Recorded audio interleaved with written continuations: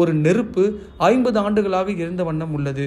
இங்கே வெறும் அபாரிஜின்கள் அனைவரும் கையில் நிறைய பாசை, எண்ணெய் சத்துடன் கூடிய இலைகளை கொண்டு வருகிறார்கள். அந்த இலைகளை நெருப்பிலிடுவது ஒரு புரட்சிகரமான சடங்கு போல் நடைபெறுகிறது. அங்கே வரும் பார்வையாளர்களுக்கு போராட்டம் குறித்த முழு வரலாற்றையும் விளக்குகிறார்கள். இந்த கூடாரத்தில் நடைபெறும் உரைகள், இசை என அனைத்து நிகழ்வுகளையும் நீங்கள் அவர்கள் இணையத்தில் அறிந்து கொள்ளலாம். நான் அங்கு சென்றபோது முதல் நாளே இந்த டென்ட் அசம்பிளிக்கு சென்று அவர்களுடன் நீண்ட நேரம் செலவிட்டேன். உலக வரலாற்றில் நிகழும் ஒரு முக்கிய போராட்டத்தின் நெருப்பில் நானும் சில இலைகளை இட்டேன்.